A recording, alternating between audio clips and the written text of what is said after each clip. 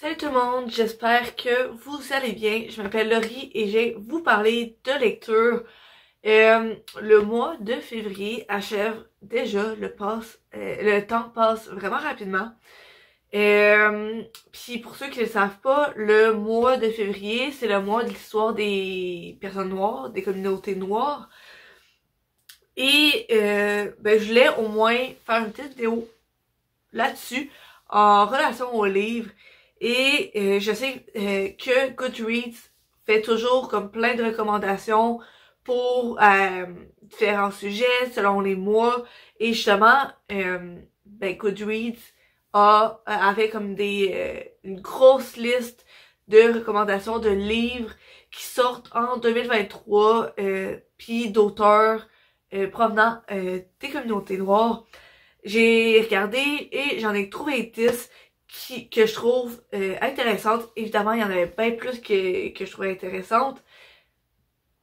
Mais j'aurais pu en parler de tous, mais la vidéo elle aurait été vraiment longue. Déjà qu'avec 10, ça va être long. Mais c'est ça. Fait que je viens vous présenter 10 livres d'auteurs noirs, en fait, et proposés par Goodreads. Donc, évidemment, comme toujours, j'ai mon ordinateur avec moi. Moi, ça m'aide pour... j'ai pas appris par cœur les résumés des livres, en fait. C'est moi, j'ai la peau vraiment sèche, fait que ça se peut que je me gratte beaucoup durant la vidéo. Puis tous les livres qui sont recommandés, ça va être des livres en anglais, parce que Goodreads est une plateforme anglophone. Donc le premier livre que je veux vous parler, que je trouve qu'il a de l'air intéressant, c'est Friday I'm in Love de Cameron Garrett. Il me semble que il est déjà publié. J'essaie de voir.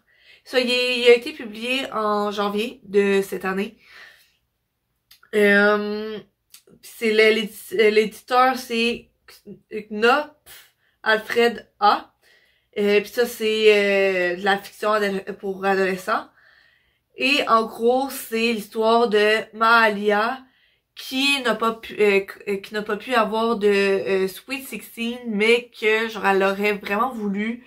Puis à la place de elle aurait voulu un Sweet 16 aussi gros que celui de sa meilleure amie Naomi. Mais c'est ça. À la place, ce qu'elle va faire, c'est... elle va se poser la question, à la place d'avoir un Sweet 16, est-ce que je pourrais faire quelque chose du genre, mais pour genre, du style un party de coming out, d'enfanter une grosse célébration, qu'elle va monter elle-même pour célébrer justement son identité queer. Et donc ça va tourner un peu autour de ça. Et c'est ça. Je trouvais que ça avait l'air intéressant. Surtout que ça vient comme à un peu l'intersection de son identité de femme, identité queer et identité noire. Fait que un peu tout ça, les négociations par rapport à ça. Et aussi, dans le résumé, ça dit que elle est financièrement, genre, elle pourra pas tout faire si elle veut pour son Sweet 16 parce que elle a beaucoup de factures à payer. Donc, faire, genre, désolée. Donc, négocier avec tout ça. Puis la couverture, je la trouvais super belle. En fait, vraiment colorée, évidemment. Avec le titre, c'est sûr que ça allait être coloré. Mais, c'est ça. Je trouvais que ça avait l'air intéressant. Un deuxième livre que je trouve qui a de l'air intéressant, c'est Highly Suspicious and Unfairly Cute de Talia Hibbert, Hibbert. J'espère que je le prononce bien.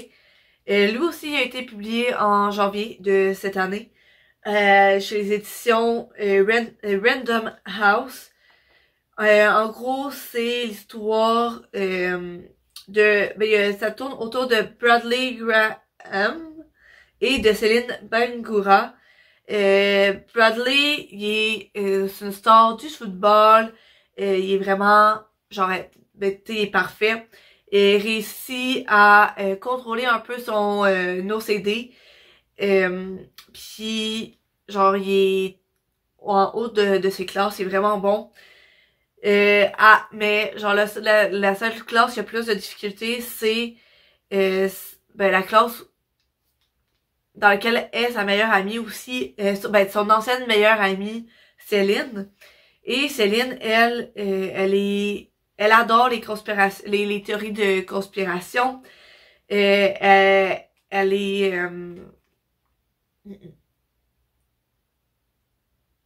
c'est ça, elle a une plateforme en ligne où ce qu'elle parle justement de ces théories-là. Et euh, ben, elle a vraiment une grosse plateforme sur laquelle elle partage ces théories-là. Mais elle n'est pas assez populaire malgré tous ses abonnés pour s'asseoir à la table des jeunes populaires. Et c'est la raison justement pourquoi Brad l'a abandonné parce que ben elle était pas assez populaire puis lui ben il l'était. Puis c'est ça. Donc il y a une rivalité entre les deux. Et quand Céline s'inscrit pour un cours de survie dans les bois, ben Brad y est aussi. Puis ils sont forcés de travailler ensemble.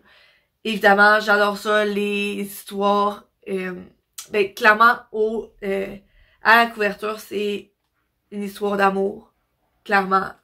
Puis, c'est une romance. Puis les romances, où ce que les deux personnages sont obligés de se côtoyer. J'aime quand même ça. Ben, t'es par obligé de côtoyer, ben là, tu sais, c'est dans ce contexte scolaire. Fait que, en tout cas, vous comprenez ce que je veux dire. C'est ça. Troisième livre que je veux parler, c'est Reggie and Delilah's Year of Falling de Elise Bryant. C'est sorti en fin janvier aussi, chez édition Balzer et Bray. Donc, d'un côté, il y a Delilah qui vraiment genre est vraiment pas ordonnée. Puis elle va elle se laisse aller un peu. Elle va où ce que la vie l'emmène. Puis c'est comme ça qu'elle finit par chanter dans le le band punk de ses amis. Comme une faveur qu'elle leur donne. Même si elle préférait être cachée à la table de marchandises qu'ils vendent. Et de l'autre, il y a Reggie qui est vraiment plus nerd. Il joue au TNT, tout ça, puis tout son le temps qu'il a, ben il va ben justement c'est un Dungeon Master dans D&D, donc il va préparer des quêtes et il écrit des essais qui critiquent le jeu de D&D. Et c'est ça. Puis les deux vont se rencontrer genre pour une première fois au jour de l'an. Puis ils vont se rencontrer encore à la Saint-Valentin et à Saint-Patrick. Et genre, tu sais, ils ont rien en commun, mais l'univers comme les pousse plusieurs fois l'un vers l'autre. Donc, pis tu sais, Delilah, elle aimerait ça être un peu plus comme Reggie. Et c'est ça. Donc, mais elle aimerait ça être plus comme Reggie parce que Reggie, ben, il semble être confiant en lui-même, mais de l'autre côté, Reggie, ben, il joue juste un rôle de quelqu'un confiant. Et c'est ça. Ben, à chaque rencontre qu'ils font à une fête, ben, ils commencent peu à peu à s'apprécier.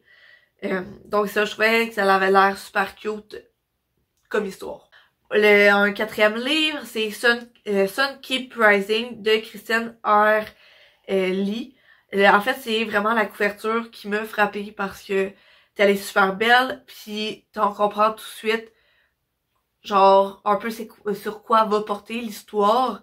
Donc évidemment, c'est sur une genre ben c'est Bonka qui est une jeune adolescente qui va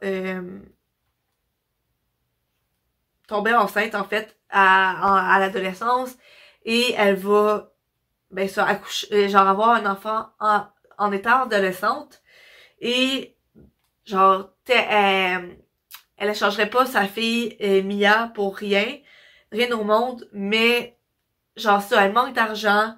euh, puis là, ben c'est ça, elle habite à Memphis. Puis là, tous les prix là-bas, ils montent. Donc, Bonka, elle est sur le bord d'être évictée de chez elle. Puis là, elle va trouver un plan assez risqué pour avoir plus d'argent.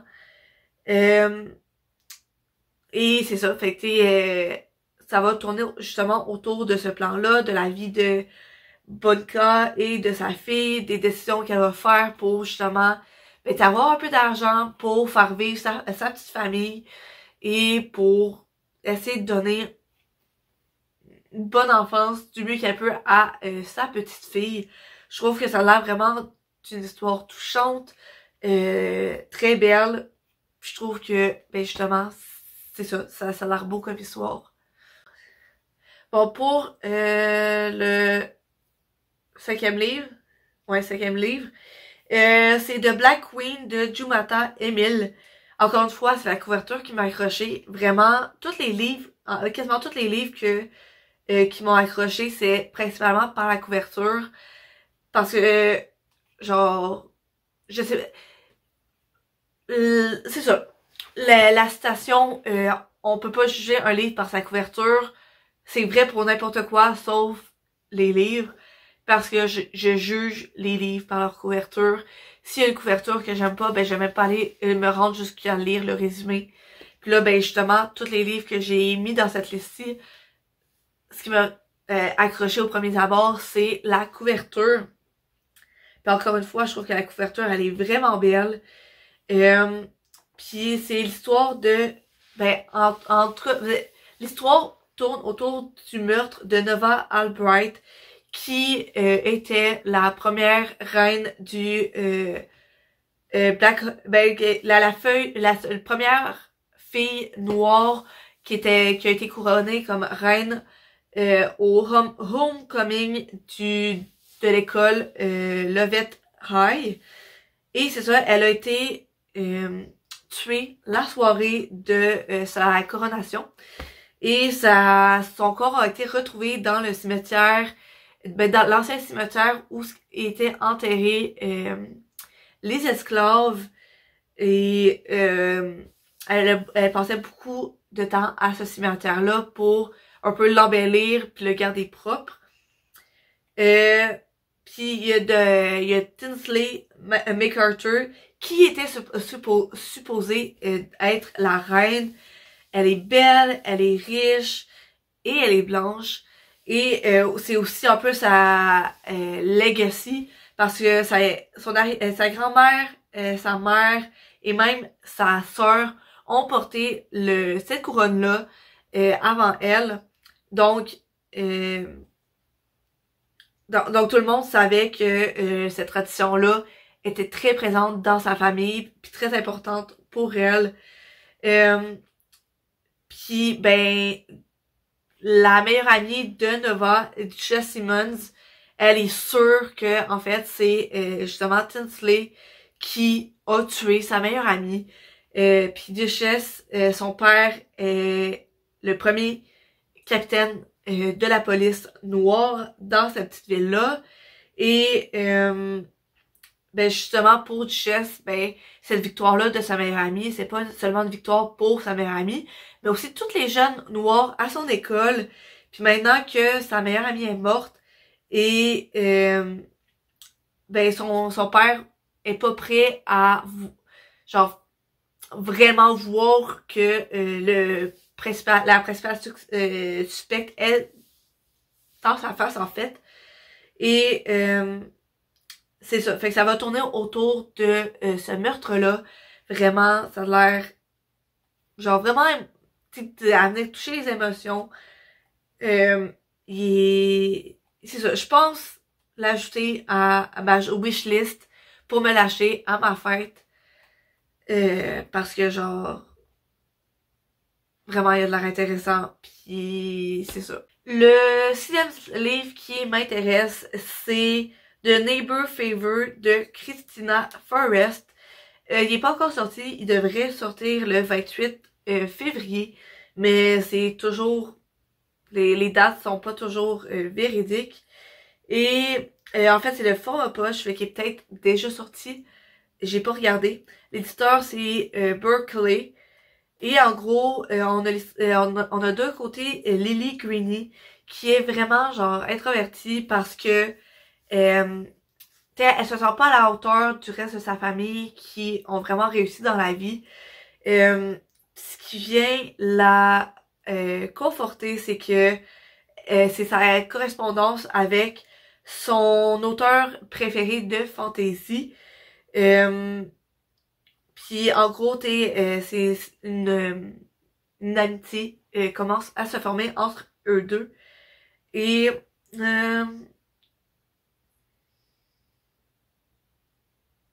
puis c'est ça, genre vraiment cette amitié-là est importante pour elle jusqu'à temps que cet auteur-là la ghost. En gros, il arrête de lui écrire. Et des mois après, Lily est encore blessée par ça, mais elle veut genre percer dans la vie, elle veut aller continuer et elle veut se trouver une date, genre quelqu'un avec qui aller au mariage de sa sœur, et elle va demander à son voisin de l'aider à trouver quelqu'un. Et ce qu'elle sait pas, c'est que Nick est auteur et c'est l'auteur, son auteur de fantasy préféré.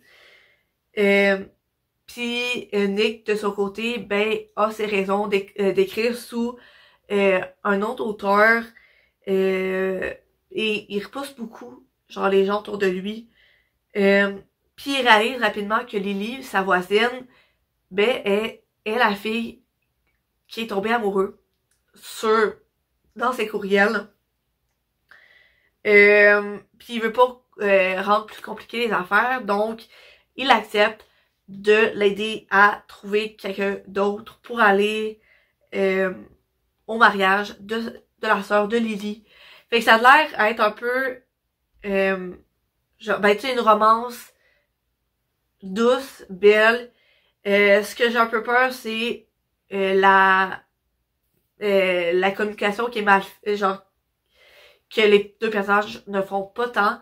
Puis c'est quelque chose qui est quand même assez présent dans les romances. Et je commence à trouver ça un peu redondant. Mais malgré tout, je trouve que ça a l'air d'être vraiment une histoire sweet et belle. Le 7e livre que je trouve intéressant, encore une fois, la couverture, elle est tellement belle. C'est The Beauty Trials de Danielle Clayton. Il est sorti en février chez l'éditeur Disney Hyperion.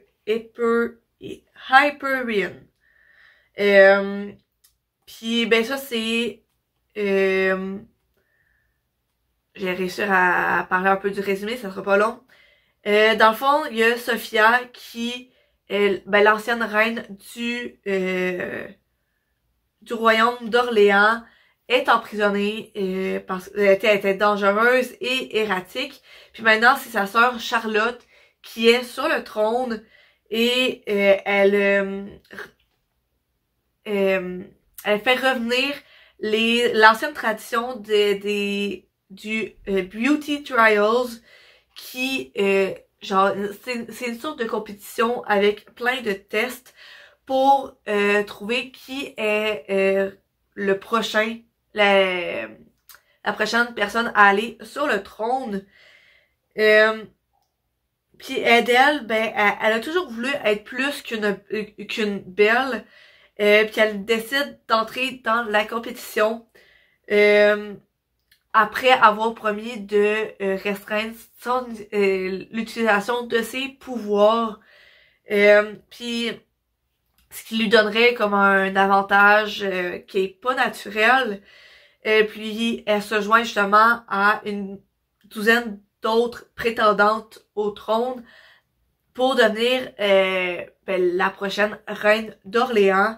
Mais les trials, ils sont vraiment pires que ce qui était imaginé. Puis ça, les tests les poussent à utiliser leur force, leur confiance, leur composure, leur braverie. Il y en a beaucoup qui en meurent. Puis Adele est mystérieusement attaquée par une de ses autres compétitrices. Ce qui la force à utiliser justement ses pouvoirs qu'elle s'était promis de ne pas utiliser juste pour survivre. Et elle se demande si ce superfuge va lui coûter la couronne ou si c'est genre une plus grande conspiration qui est en jeu. Ça a l'air vraiment intéressant. Genre, c'est ça. Je trouve que ça a l'air vraiment intéressant. Le 8e livre qui m'intéresse, c'est Blood Debts de Justice Will Reign. C'est supposé sortir en avril 2023. Je ne vois pas la maison d'édition. 13, je pense. Torten, la maison d'édition. Puis en gros, c'est il y a 30 ans auparavant, il y a une jeune femme qui est tuée.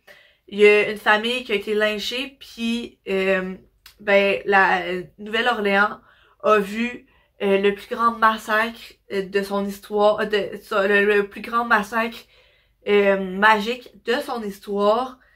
Et dans les jours suivants, le trône de la reine lui a été volé. Un trône a été volé d'une reine. C'est ça la phrase si je la traduis. En tout cas, ça fait pas trop sens, mais c'est ça.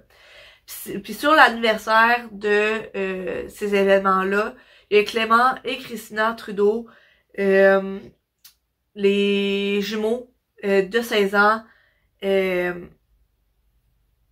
genre qui ont reçu ces pouvoirs-là de leur famille détrônée, sont genre pleurent leur père qui est mort et doivent s'occuper de leur mère qui est malade. Puis un jour, ils découvrent par chance que leur mère n'est pas malade, mais qu'elle est cursed. Donc elle a elle est cursed. Puis par quelqu'un qui est dans le council, dans le groupe qui était dans lequel était auparavant leur famille. Puis cette personne-là, genre, les a comme cible ces deux-là par la suite. Et ça tourne un peu autour de tout ça. Ça a l'air vraiment intéressant, mystérieux, magique, c'est le fun. C'est ça, ça a l'air vraiment cool comme histoire. Le 9e en fait livre que je trouve intéressant, c'est The Melancholy of Summer de Louisa Onome. C'est supposé être publié en mai 2023 chez les éditions Fuel Friends, je pense. Le résumé, en gros, c'est l'histoire de Summer Ozoma qui est correct. C'est sûr que ses parents sont en fuite depuis qu'ils ont été accusés d'un crime, la laissant en arrière. Et oui, elle alterne ses nuits chez différents amis où qu'elle va coucher. Et oui, elle va visiter de temps en temps son ancienne maison. Et oui, elle a la difficulté à parler un peu de ça, mais elle est correcte. Elle est correcte. Elle a son skateboard et elle a sa passe d'autobus. Et ben elle a bientôt 18 ans, donc elle va être dans quelques semaines après. Donc à ce moment-là, elle va être réellement libre. Mais ce qui est vraiment gossant, c'est que il y a une travailleuse sociale qui va arriver puis qui va prendre son cas et qui va lui dire ah ben tu le savais pas, mais tu as une cousine qui est prête à te prendre.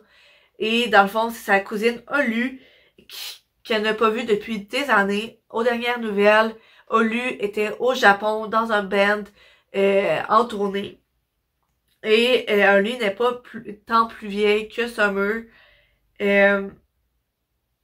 Genre, pis c'est ça, la vie avec Olu est awkward pour plein de raisons.